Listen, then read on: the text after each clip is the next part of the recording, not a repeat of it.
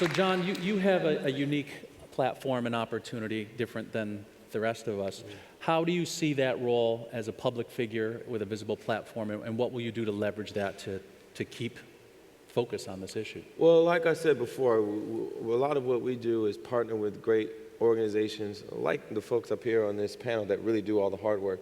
I think what we do is we're cheerleaders, we amplify, we raise money, we speak out. I go on television and talk about these things because maybe they might not book Anna on the show, not because she wouldn't be awesome on the show, but I'm famous and it's easier to book me on the show.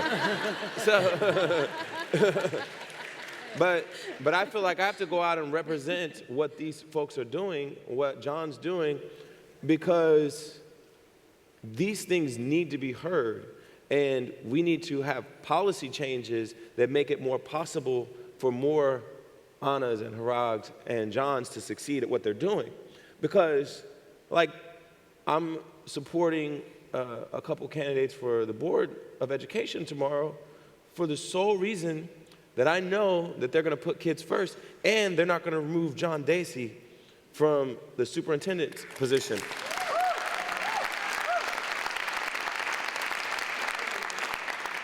You know, the mayor's race probably gets more headlines. The governor and the president certainly get more headlines. But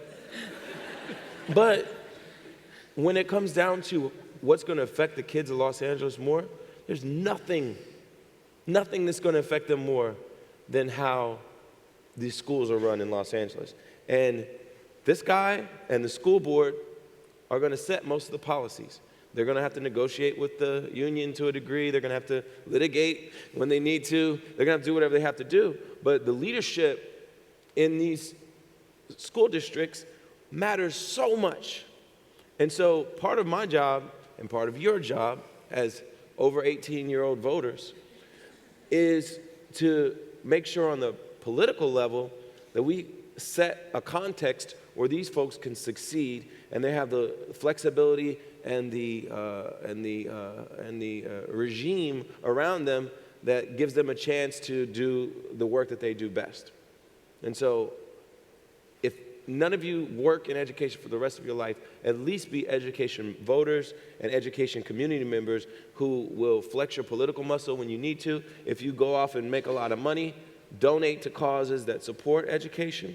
If you are working in business and your company is thinking about how to involve yourself in the community and reinvest in your community, invest in education, partner with schools in your community.